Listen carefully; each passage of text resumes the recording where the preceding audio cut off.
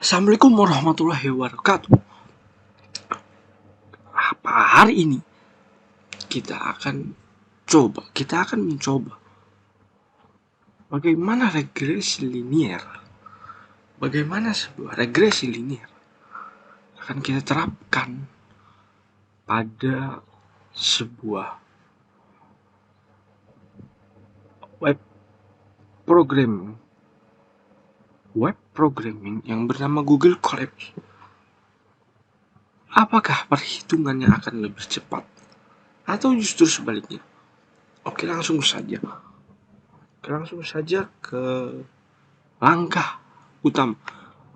Langkah utamanya itu adalah mencari datasetnya. Datasetnya saya cari di website yang bernama Uji Edu. Di sini banyak sekali dataset yang bisa kita pilih.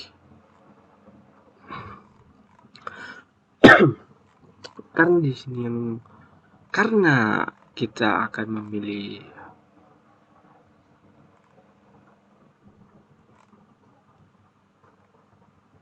kita akan membuat regresi linier, maka kita akan memilih dari default tagsnya ini yang ada regressionnya. Ada regression. Kita harus memilih yang ada regressionnya karena kita inginnya regresi linear atau regresi sederhana. Oke. Pertama kita pilih yang ini, bebas ya pilihnya.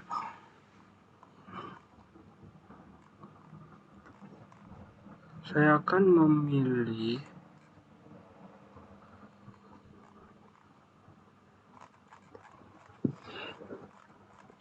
saya di sini akan memilih satu program, yaitu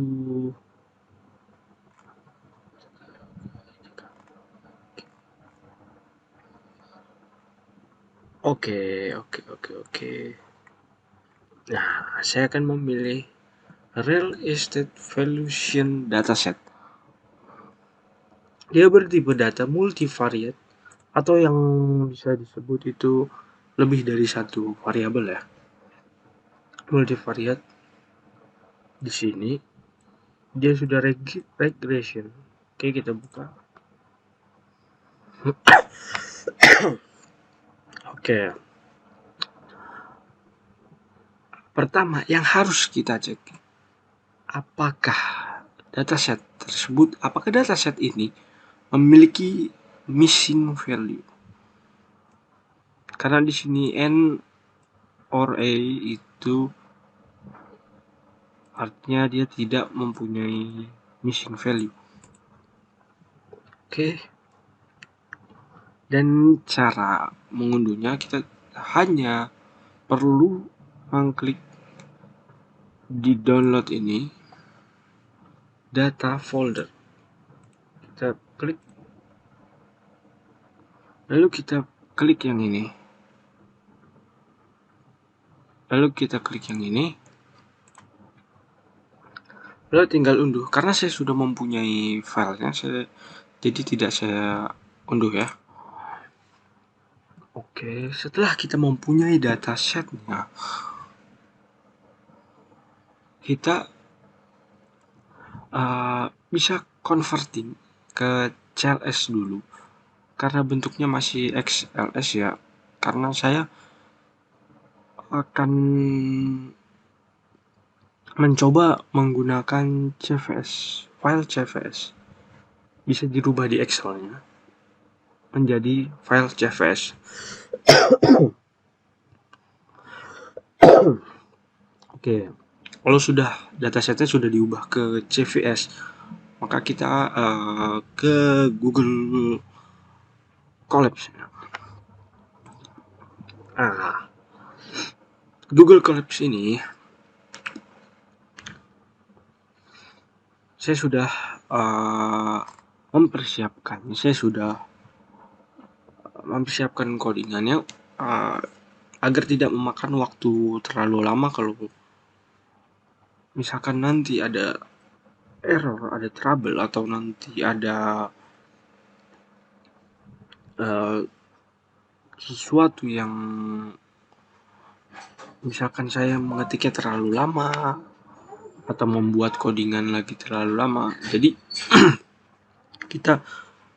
saya sudah menyiapkan ini semua. Oke, langkah pertama yang harus kita lakukan itu menghubungkan, atau kalau kita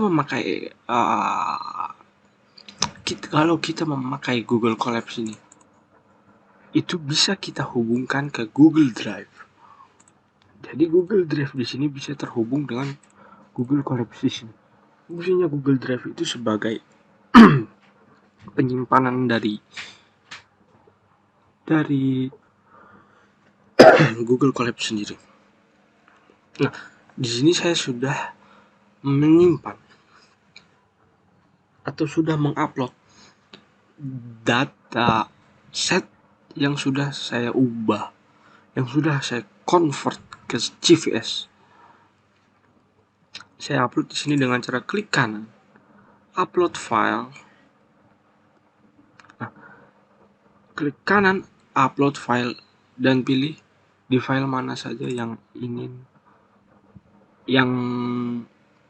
terdapat file yang sudah terconvert ke file CVS itu. Oke, setelah sudah ditaruh sini, kita kembali lagi ke Google Collapse. Pertama cara pertama menghubungkan Google Collapse ke Google Drive yaitu menggunakan sintaks ini. Oke, menggunakan perintah ini. From google.collab import drive mount. Ini content drive ini seperti mau di mana ya? Kita mau ngambil file atau kita mau menghubungkan si Google Collab ini kemana? Karena ke Google Drive, jadi content / drive. Jadi nanti dia bisa terhubung ke Google Drive. Oke, pertama kita running ya.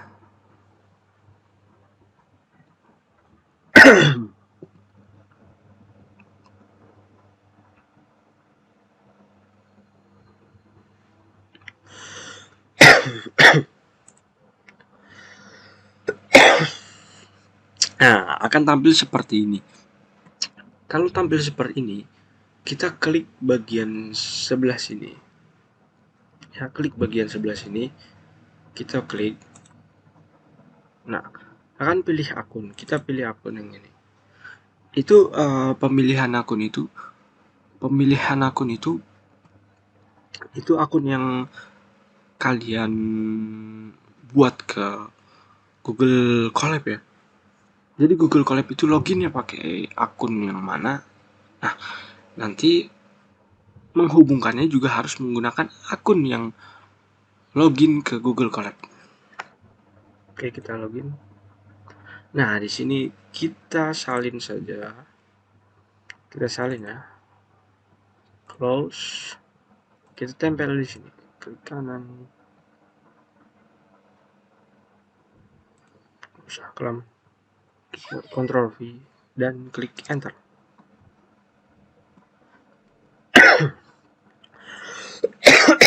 Oke. Kalau sudah terkoneksi dengan Google Drive, maka akan ada tulisan atau keterangan seperti ini. Oke. Setelah sudah selesai, kita jalankan sintaks selanjutnya.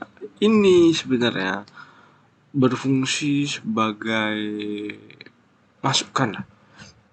Jadi ls ini berfungsi sebagai masuk ke direktori di dalam drive ini. Misalkan ini saya mempunyai drive, ya, saya punya drive, dan kalau ingin masuk direktori /collab notebook /machine learning, nah itu yang disebut drive.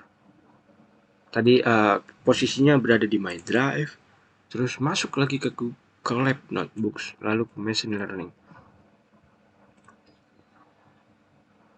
Nah, di sini sebagai penempatan, sebagai pemeriksa apakah betul data di dalam direktori machine learning ini Practicum 1 dan real estate CSP. Dan ternyata betul ya. Oke, selanjutnya kita panggil semua function yang bisa kita pakai nanti ya. Oke, kita panggil sah. Oke, ini ada import pandas as pd. Jadi as itu kita buat seperti alias. Ini sebenarnya bebas, bisa kalian ganti ASC atau ABCD, bebas ya, asalkan kalian ingat, harus diingat, kan lebih mudahnya saja kita pakai PD saja.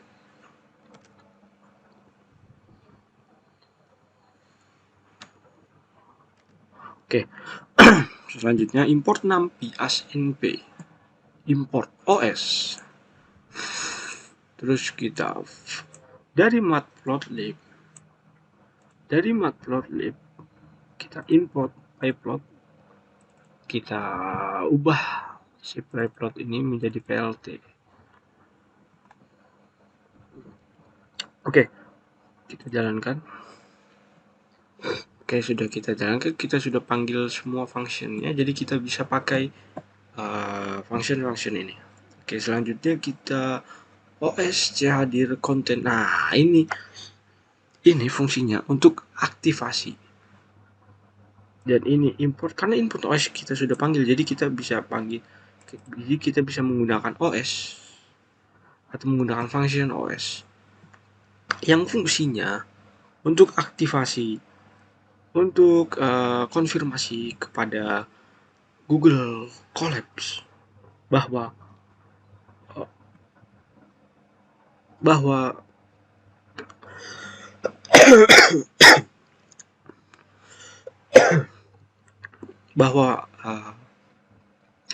kita itu ingin membaca seluruh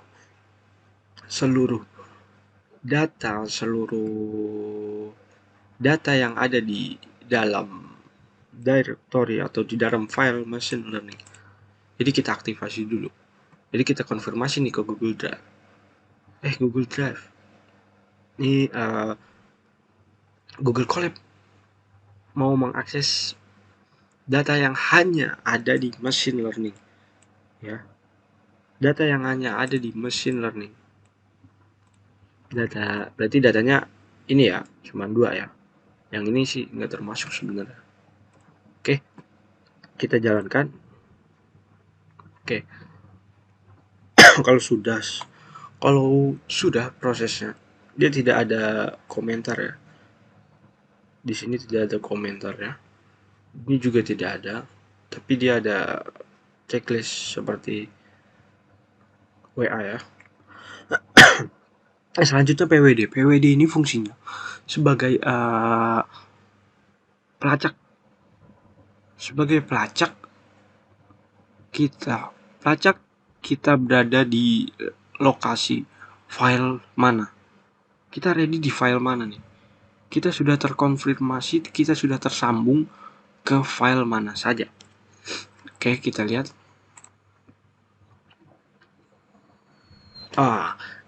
karena tadi kita pakai OS Chadir ini, kita konfirmasi atau kerjasama dengan file machine learning ini. Jadi kita sekarang berada di machine learning. Kita berada di file yang bernama machine learning. File ini ya, yang di drive ya. Nih, drive saya Colab Notebooks Machine Learning. My drive Colab Notebooks Machine Learning. Oke. Sama kan kayak yang di drive.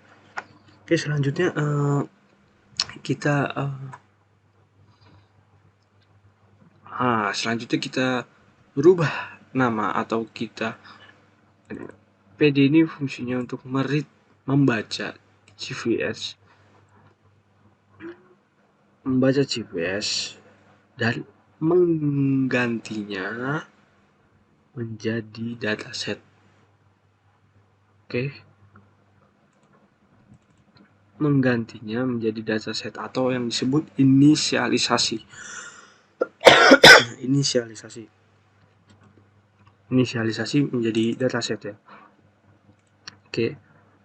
Terus kita masukkan nama data yang berada di yang tadi kita download, yang sudah kita rubah menjadi file CVS itu namanya apa, nama datanya. Selanjutnya ada ini. Nah, ini bisa kita lihat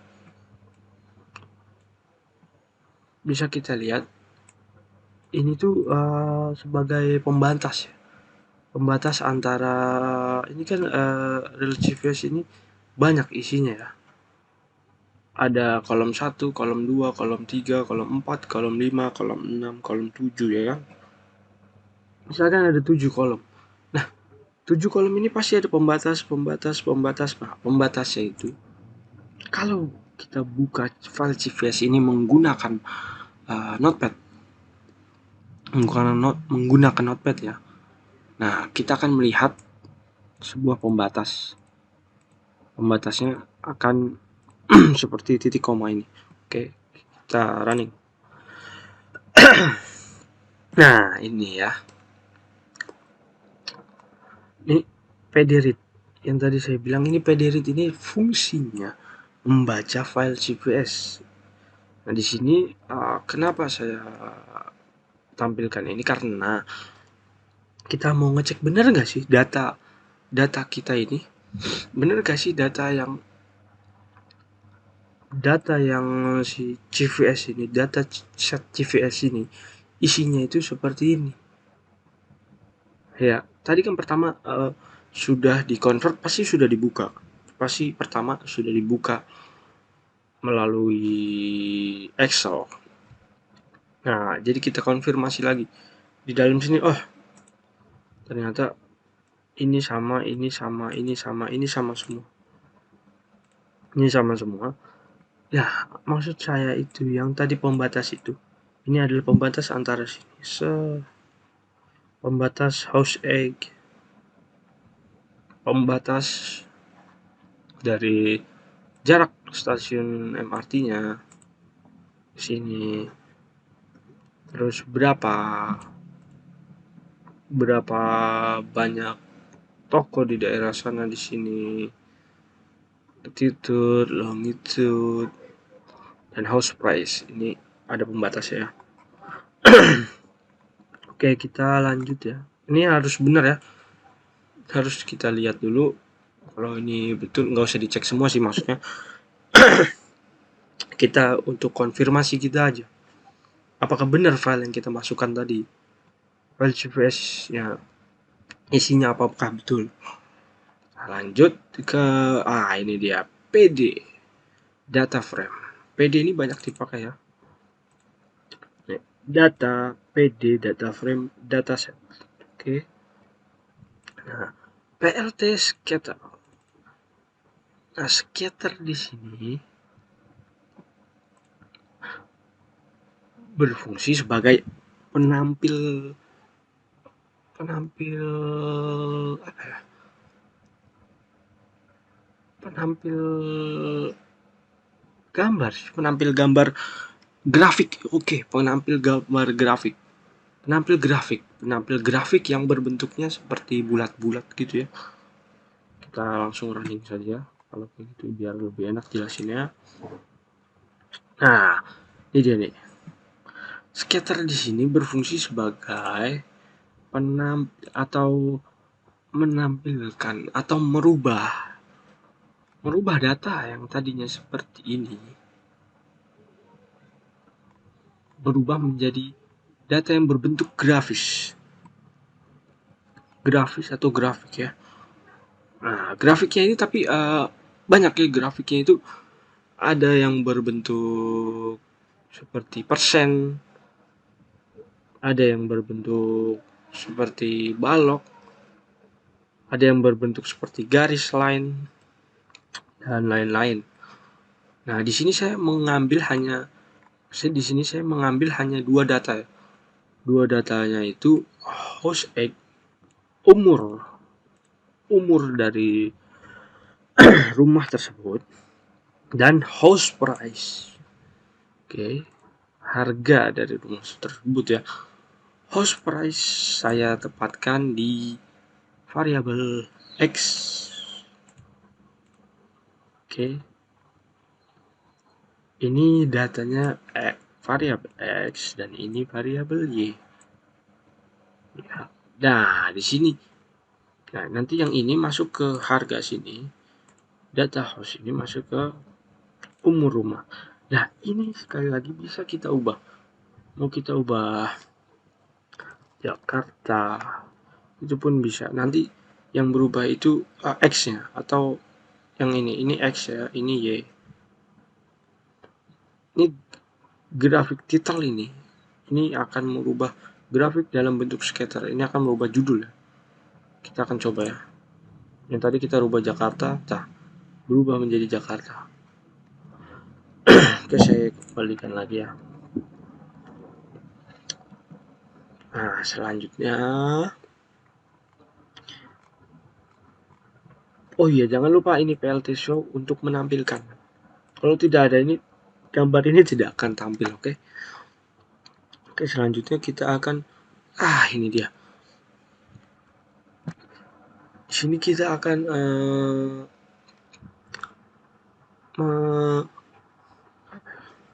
mengubah data yang tadi itu menjadi sebuah array ya. Ini sebuah array. Oke, kita coba aja langsung. Nah, tadi data host price, host egg, itu berubah. Kita berubah menjadi array. Kita rubah menjadi array. Oh, terlalu banyak datanya. Kita rubah menjadi array, oke? Data di sini. Host egg itu kita tempatkan di Y ya. Tadi kan host egg itu memang di Y. Host egg itu memang berada di umur rumah atau di variabel Y. Jadi kita tempatkan di host egg di Y juga, host price di X. Lalu kita rubah menjadi X train, X reshape. X ini nanti berada di X train, Y ini berada di Y train. Kita print X, lalu print X train. Oke, selanjutnya kita kan from scale. Nah, ini di sini. Ini dia fungsi atau ini dia kunci dari variabel yang akan kita gunakan. Apakah perhitungannya akan menjadi lebih cepat atau justru sebaliknya ya? Dari hitung manual maksud saya. Oke, kita jalankan ya. Ini nih kita akan memanggil fungsi dari si linear regression. Kita akan memanggil fungsi dari linear regression.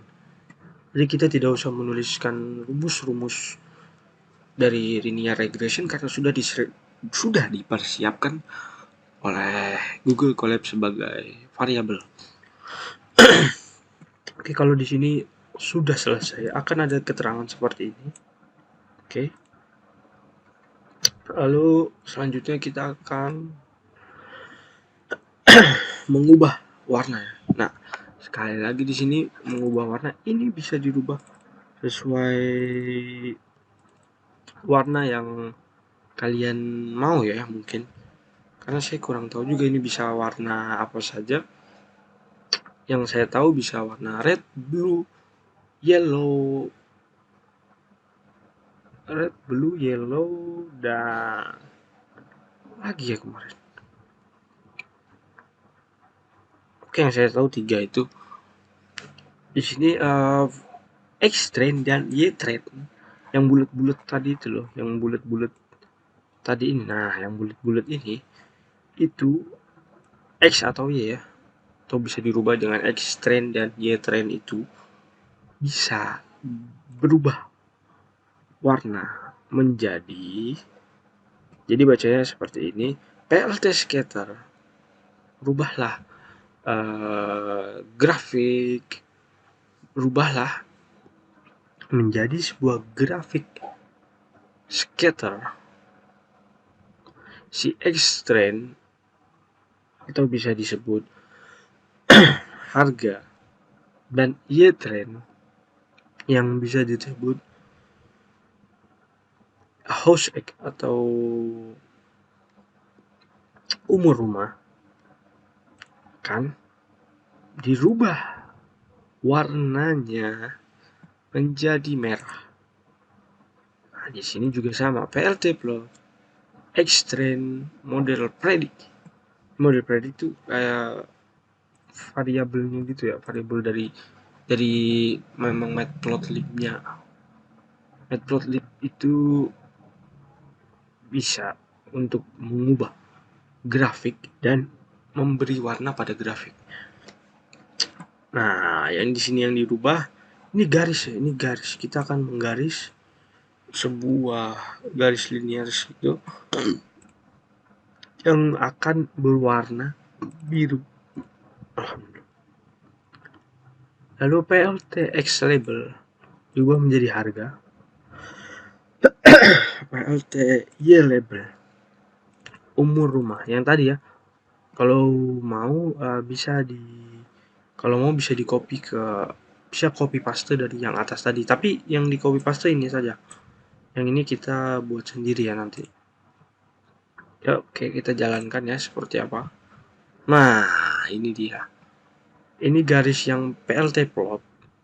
Dan ini titik-titik grafik. Titik-titik data. Data CVS yang sudah dirubah ke grafik dan diwarnai menjadi warna merah, oke? Nah, selanjutnya kita lanjut ke di sini kita akan memprediksi harga ya. Memprediksi harga dari data CSV tersebut. Oke, coba. Nah, harga yang di sini ini yang NP array yang ini yang X dulu ya. Yang X ini. Nah, ini kita bisa mendapatkan hasil seperti ini. Yang NP array. Selanjutnya kita lanjut ke from scatter matrix import L to score. Nah, ini baru bagian yang Y-nya. Ini baru bagian yang Y testnya nih. Kita jalankan di sini. Jadi yang X untuk ini, yang Y untuk sini, beda codingnya. Nah, kita mulai. Nah, yang Y mendapatkan hasil seperti ini. Oke. Nah, sampai di sini regresi. Sampai di sini percobaan regresi linear yang saya coba. Oke, untuk oh iya, nanti untuk link ini akan saya taruh di deskripsi ya. Oke, sekian dari saya. Mohon maaf apabila ada kata-kata yang salah dan mohon maaf apabila ada gangguan sedikit karena saya sedang sakit ya. Oke, terima kasih. Assalamualaikum warahmatullahi wabarakatuh.